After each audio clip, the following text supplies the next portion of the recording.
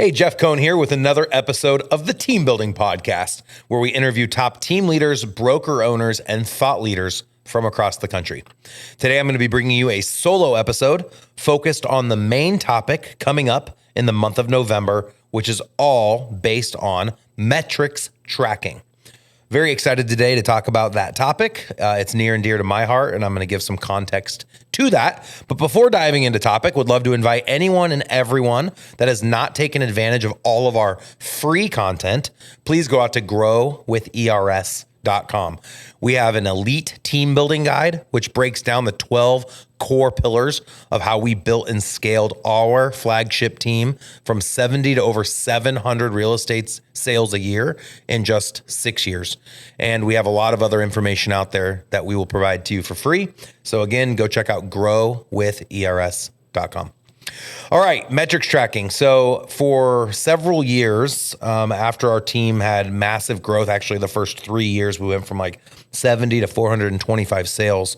A lot of podcast hosts started inviting me to come on their show. And this is back in like 2012, 2013, 2014 timeframe. So I was on Toby Salgado's show, Pat Hyben, Josh Smith, the list goes on.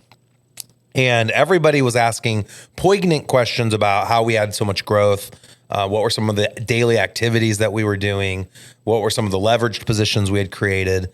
And that's how we came to launch Elite Real Estate Systems in 2015.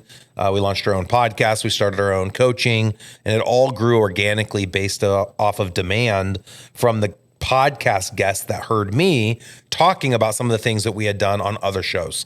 And so my goal today over the next 20, 25 minutes is to talk specifically to metrics tracking and make it fun, because I know when it comes to data, when it comes to numbers, a lot of people don't get super excited. And it actually is very, very exciting, because it can, if done the right way, it can empower you to make better decisions on how you choose to spend money, on how you choose to recruit agents, where people choose to put their time in terms of key performance indicators, and the list goes on and on and on.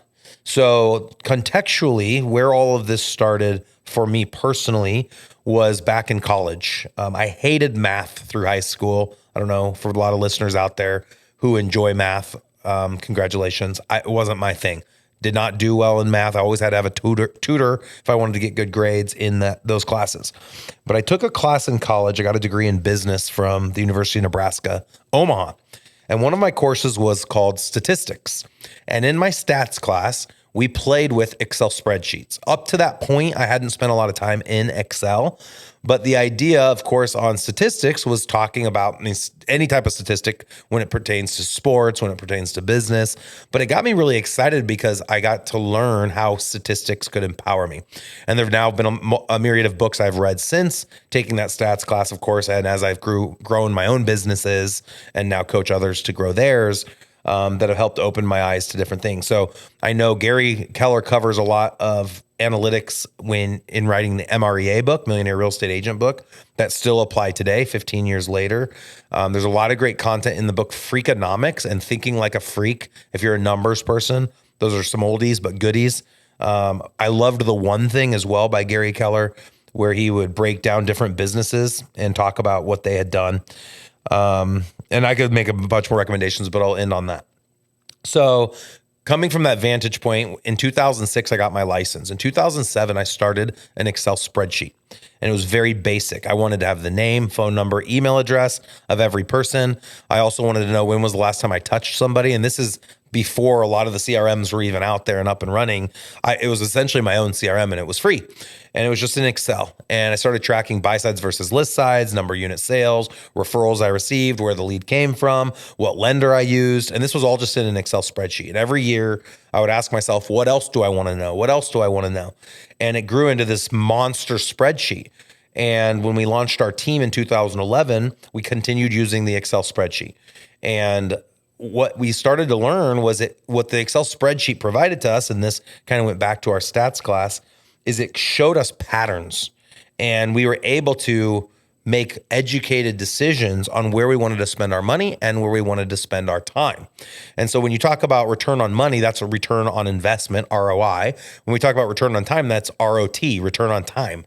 And the reason there's a delineation is while it might be really inexpensive to generate a lead, for example, off of Craigslist, which today we still close a couple deals a month off of Craigslist, and it's practically free.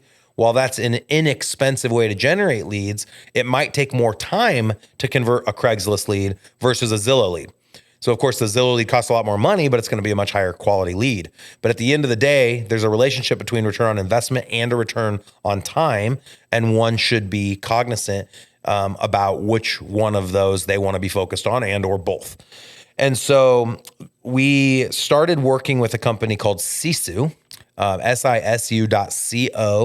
4 or 5 years ago. And we had a lot of success helping them to build out a platform that now serves all of the top brokerages across the country, all of the top CRMs across the country. And Sisu is, in effect, our Excel spreadsheet on steroids. And it does a lot more than just track numbers. And so this is not intended to be a Sisu pitch, but we do believe any smart business person that wants to be empowered with data, that want to be able to make educated decisions when it comes to return on investment and return on time, either sign up for Sisu or find a product very similar to that they believe will help empower them to make better choices and better decisions. So I'll circle back to that here in a minute. I want to go back to when we were getting interviewed on all these podcasts and when we were being invited to be keynote speakers on stages across the country. We came up with an acronym called CLASS, CLASS, which stood for culture, leads, accountability, systems, and strategies. And a lot of people have heard us talk about a lot of our 12 pillars of our coaching platform and how we believe teams should scale. And there is nothing that we talk about that we don't track. Literally, when it comes to culture, there's elements of our culture we track. When it comes to lead gen, of course, we're tracking that. When it comes to accountability, we're tracking that. When it comes to our systems and different strategies that we implement, everything is trackable. Everything is quantifiable. And if you have something you're doing in your business that's not trackable, that's not quantifiable, that's not creating a pattern so you can make better decisions moving forward, you should stop doing that thing today or find a way to make it trackable. Otherwise, you're throwing money away.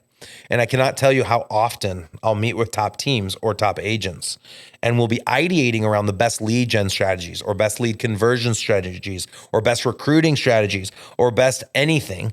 And I'll ask, what's your return on investment? What's your return on time? And you'll just see someone looking at you with like the deer in a headlight facial expression. And I'll say, don't tell me you can't give me what your return on investment is, because you just so-and-so hypothetical situation, you just got done bragging to me how great XYZ lead source is, but you have no idea what kind of return on profit you're getting and how long it took you to convert those leads. And if they can't give you that, then they don't know. And I cannot tell you guys, 99% of the time I meet with teams or somebody's on a panel with me or I'm interviewing someone on a podcast and they're bragging about how great something is, I'll ask them for real numbers and they don't know. And if they don't know, then they don't know.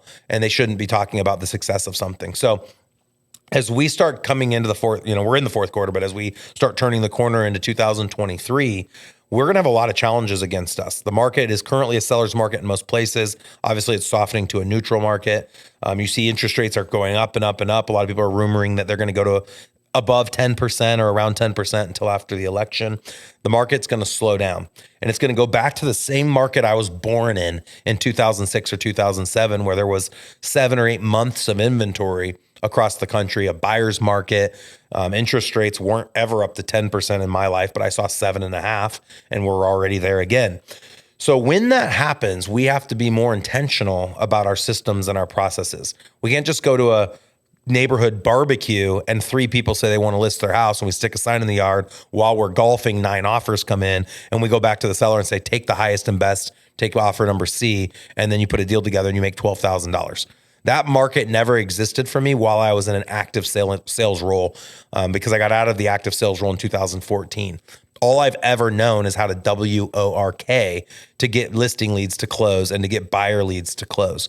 And so one of the nicest things about tracking is you'll know where your business comes from. So at the end of a year, when you look at your numbers, you can say, okay, 30% of my deals came from CrossFit. 10% of my deals came from mailers. 30% of my deals came from Google ads. 7% of my deals came from referrals. And you can start to create a pattern around where your deals came from, and then try to determine how long did you spend with each different type of lead source, and how much money did you spend on each different type of lead source.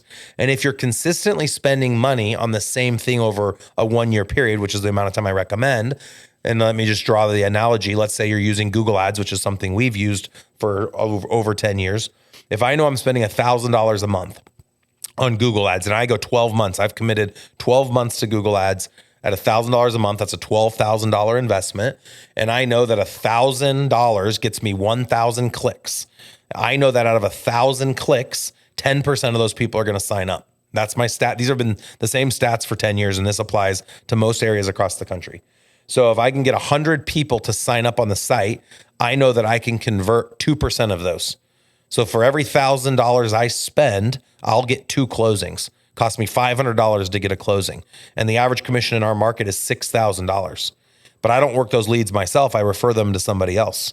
So essentially, I make $3,000 less the $500 I spend on the lead source. I net $2,500, and the agent gets $3,000 and pays me the referral fee of the other $3,000 less the $500. So when one can create that type of clarity, they now have something that can grow. I can spend $2,000 and generate 4 closed deals. I can spend $4,000 and have 8 closed deals. The challenge I want for everyone listening right now is that you get to a point where there's so many leads coming in that you personally can't service them all. And now you get to play the game of taking the better leads. And we've all heard this before, the lowest lying fruit, the cream on the top, and then turning all the other leads over to someone else. Until you get to the point where you don't even take the better leads, you just hire someone and pay them a salary, or you have them pay you a really large referral fee to work your easy lower lying fruit. And that's the point I got to in 2014. I was a hybrid for a while and then was able to exit altogether and focus on my business, not work in my business. That's the level of clarity that metrics tracking is going to be able to give each and every person that chooses to be consistent with metrics tracking every week, every month, every year. And it's not as hard as it sounds. You just have to have a systematic approach. You can be in Excel, you can be in Sisu. There's a lot of different ways to track it, but you got to pick a source. If you have a team, you need to be sure to encourage all the other agents to also track the same way you track, and or hire an admin or train your admin to be tracking on behalf of the agent. And we've done it both ways. As I sit here today in this recording, we have over 120 agents at KW Elite across Nebraska. We have 6 expansion locations, which we call indies. In Keller Williams vernacular, they're mega agent offices. All of those offices range from 5 agents to 30 agents, and we require at our brokerage or market center that every mega agent office has a CISU board, and all the teams within their mega agent offices have CISU boards, and all of the agents have CISU boards. So each agent's CISU board rolls up to the team board, each team board rolls up to the mega agent office board, and each mega agent office board rolls up into the market center's board. So we have a master spreadsheet, if you will, through Sisu that allows us to know a myriad of topics that is going to be incredibly enlightening when it comes to the how the real estate market is performing right now in our market area. And some examples of those would be, number one, you go on a listing presentation. You share with a seller how many days on market is the average. So let's say in Omaha right now, average days on market is 27, but my team's average or our company's average is 22. That would be a piece of information that you would love to know that would help you to get a listing, because your company's listings sell 7 days faster than everybody else's. Something else that we can track, that we do track, is how many showings occur on our listings before they go under contract. So if you go to a listing presentation on a $2 million house and the seller's expecting 7 offers to come in the first week, but you have the data to prop up the idea that the average house over the last 30 days has needed 17 showings or 2 showings, whatever it is, before they receive an offer, you now can set realistic expectations for your seller. Another stat we track is how many showings does a buyer go on before they go under contract. Of course, if you compared this in a seller's market to a buyer's market, I remember in a buyer's market, the average buyer would go on 5 to 10 showings in person. If the realtor does all the pre-work, they look at 50 houses online and narrow it down to 5 to 10. They should do all the showings in one day and hopefully put the person under contract. In a seller's market, they actually probably look at less houses, but a lot more times. So they might go out and look at one house, but have to do that 10 different times and make multiple offers. And, they end up net probably going to the same amount of houses, but it's going to take you a lot more time. And so we're tracking the relationship between not only, of course, the cost of the lead and the amount of time it takes to convert it, but how much time the agent's actually putting in with each lead source. So that in the next calendar year, when you're making a determination of where do you want to put your money and where do you want to put your time, you're making those choices based on information that you gathered the year prior. One of the topics I always talk about when we go into metrics tracking is the 80-20 rule. And it's really more, I would say, the 90-10 rule. And that rule is that 10% of your time typically will get you 90% of your results. And a great analogy would be dieting. So for me, I've always been on low carb is what's helped me lose weight. I've probably gained and lost 100 pounds 10 times in my life. And I have found less than 10% of my intention with food, if I just focused 10% of my time eating the right things, it's going to get me a majority of my results with my weight loss. It's not the exercise. It's not, the sleep and the vitamins and all these other things. It's the food. 10% of it. If I put 10% of my energy into just the food, 90% will come as a result. When it comes to lead generation, the amount of time somebody spends in different lead gen capacities, agents are always shocked that they'll look at the end of the year and they'll say, well, yeah, I got most of my money comes from Zillow, as an example. But when you break it all down, they find out most of their money actually came from their CrossFit gym. Zillow was just the lowest lying fruit and it appeared to be the best source, but net, 90% of their income ended up coming from CrossFit, and they only put 10% of their time into CrossFit. And so if you track your numbers the right way, the following year, every year, you can go put 80% of your focus into the thing that got you 90% of the result instead of just putting 10 or 20% of your focus into that item.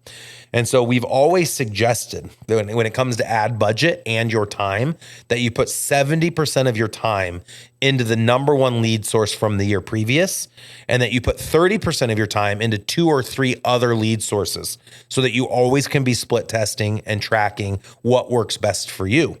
As a true servant leader whose intention is to help their followers become the best version of themselves, they should help the people in their world do the same.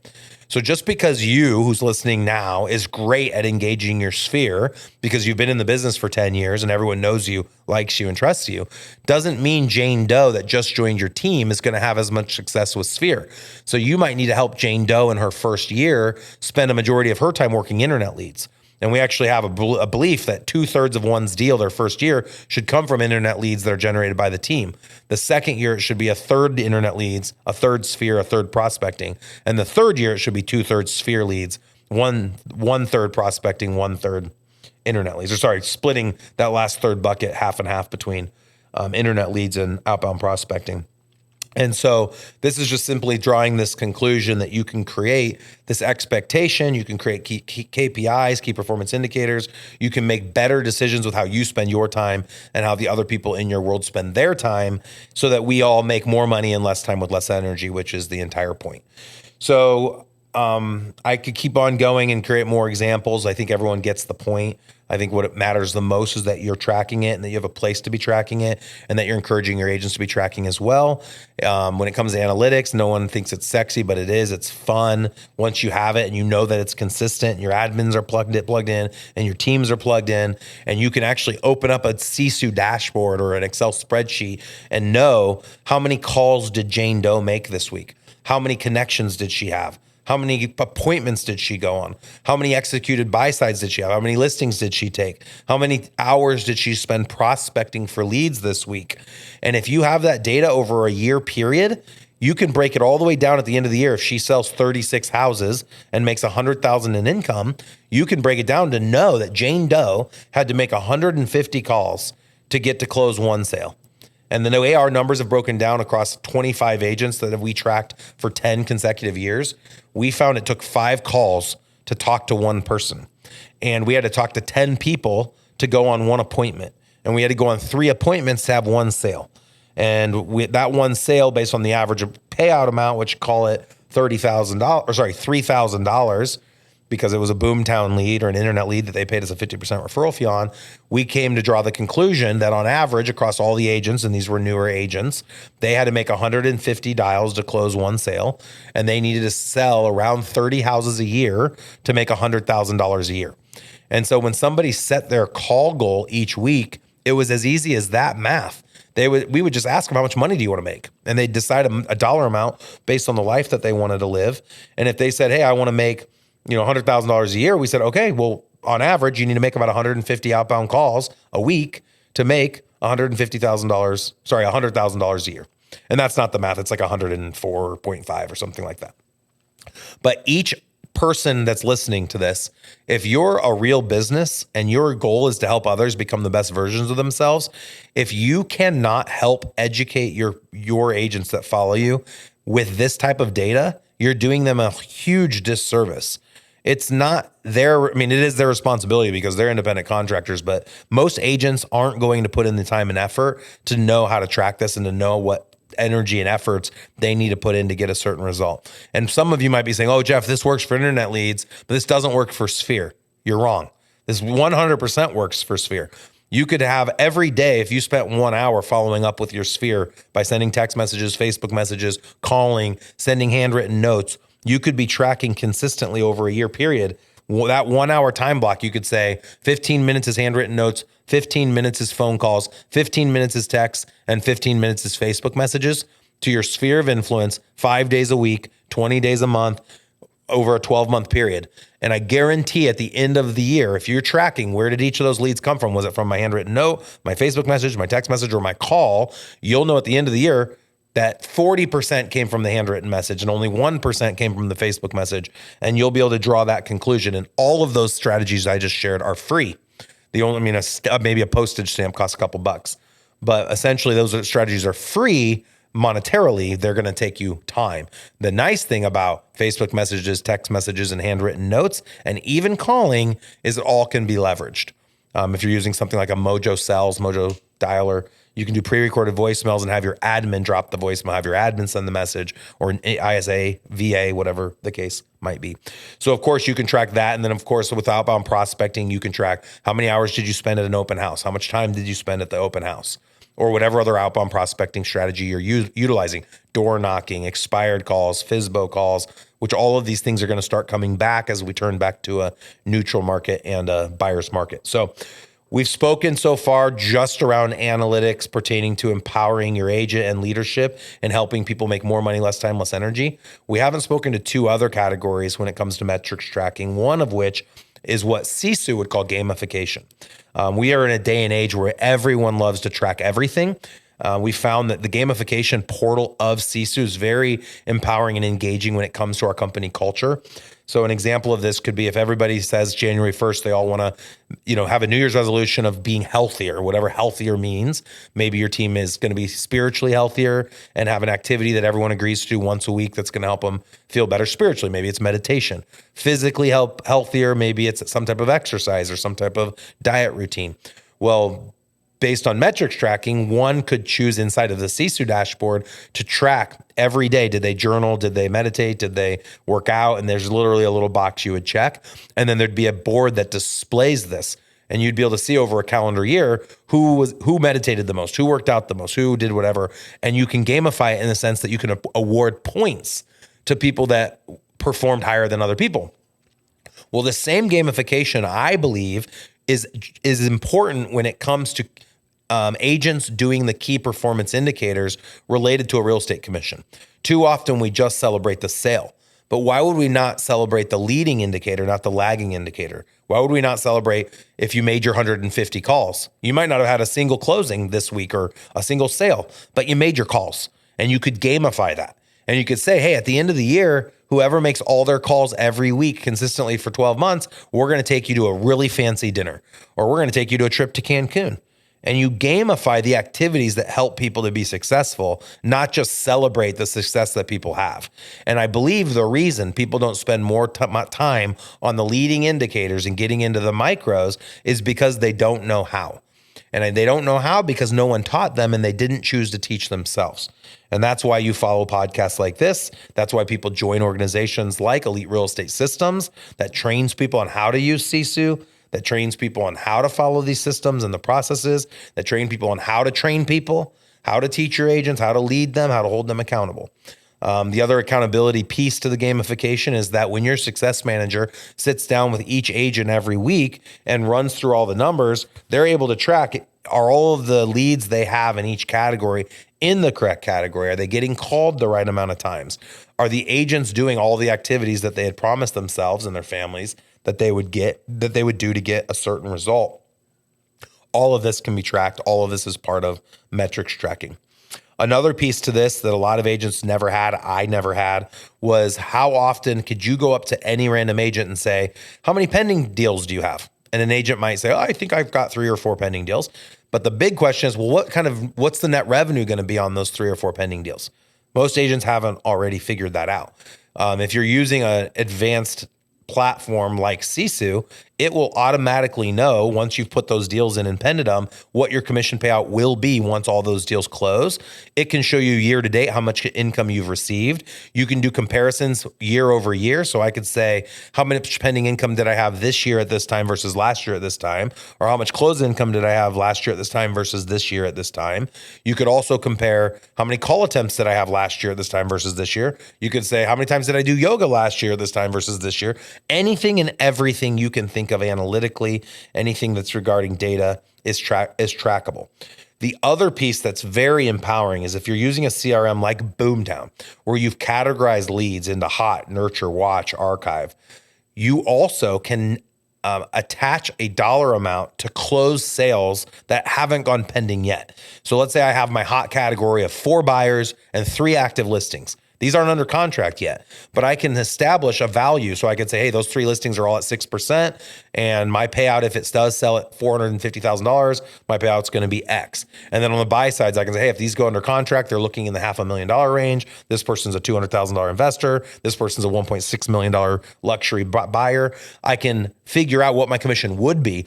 And then that particular pot in Sisu can say to me, hey, Jeff, if you close 50% of your hot category by the end of this year, that's going to generate an additional $73,000 to you. So imagine how empowered an agent can be by logging in and having access to this data and be able to know how much income do I have coming in that's pending? How much have I already made this year? And if I were to close half of my hot category or all of my hot category, how much additional revenue do I have? And as we sit here and I ask that rhetorical question, how many times in our career, in your career, have you had that kind of data at your fingertips? And I'm guessing most of you are going to say never. And I know for myself, I will say never. For myself, I haven't. I've empowered my agents now to have that data because I know how important it is for them. But I didn't have this data when I was in an active role. And had I think I would have been even that much more motivated to be sure I closed all my hot leads and made sure I made the calls and did the connects and sent the text messages and did the handwritten letters and made the extra effort, because I could directly see the commission dollars that were tied to it. And if I were ever on a panel or I was ever on a stage or I was ever on a podcast and someone said to me, hey, Jeff, what's your return on investment on your Craigslist leads? I'd be able to say it's a 10X return on investment. And they'd say, well, how much time does it take to convert a Craigslist lead? And I'd be able to tell them the amount of time.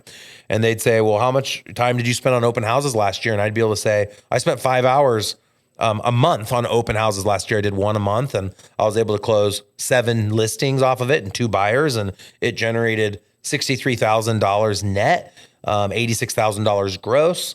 And I knew it only took up about 5 to 10% of my time. Next year, I'm going to do twice as many because I believe that's a good way for me to spend my active time. I mean, imagine the conversations you can have and how empowered you can be if you're following these numbers. And I think it's more than just the rainmaker. I think it's more important that we as leaders are empowering the people in our world. And think about your ability to scale. Once you've defined for each individual person where their best time is spent, where the greatest ROI is for them and the greatest ROT, and you add another person and you add another person, and now you have 100 agents and now you have 1,000 agents, if you want to go that big, having the data is everything. It empowers you. And you also can start to watch, as I had said earlier, we're going to start turning into a neutral market back to a buyer's market. You're going to be able to track and say, well, our money's not making sense anymore going towards X lead source that used to give me a lot of listing leads. I now need to focus on buyer leads because the listings aren't selling and I need to start generating some profit. I'm going to start moving some of that budget into something else because the data is telling me that it's not working.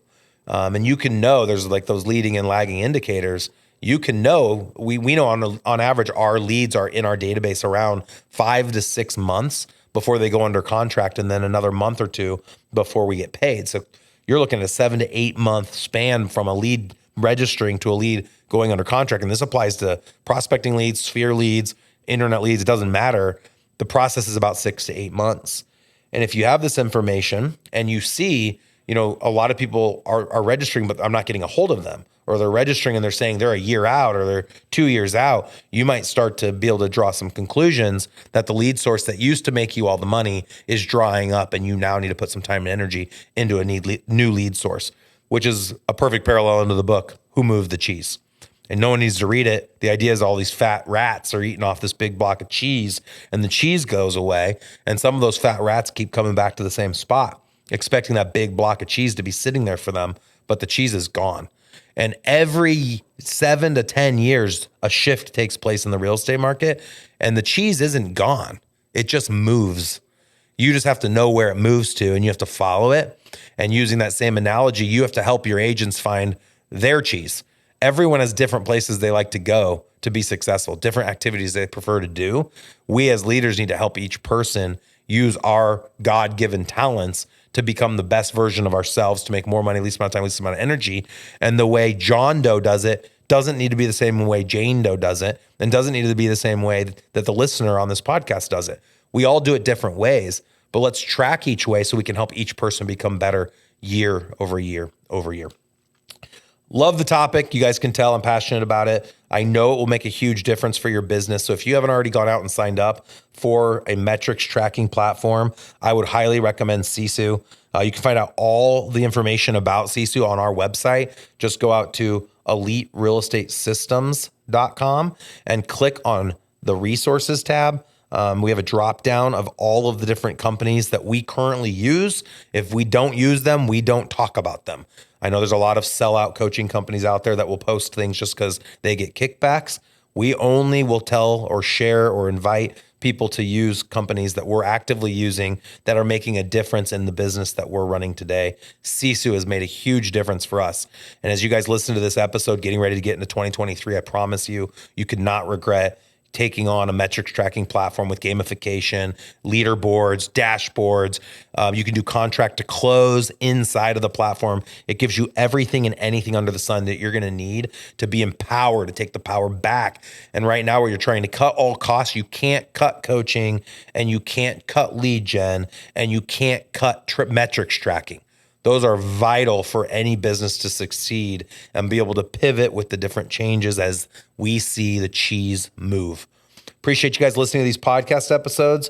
If you found value and you think others would as well, please do not forget to go out to iTunes or the podcast app you use to listen to these and give us a 5-star review. Give a shout out to our guests or one of my solo episodes. Just give us some feedback. And then also, if there's ever an author or a celebrity or someone in the industry that you would like us to interview, most people have been very receptive of our invitation to either come on Zoom or meet us here in person in our studio. Please don't hesitate to shoot us a message on Instagram. Or shoot me a personal message on Instagram and let me know who you want us to interview. I'm at Jeff M. Cohn, and then we're at, I think it's Elite Real Estate Systems. You can find all the social media tags at growwithers.com.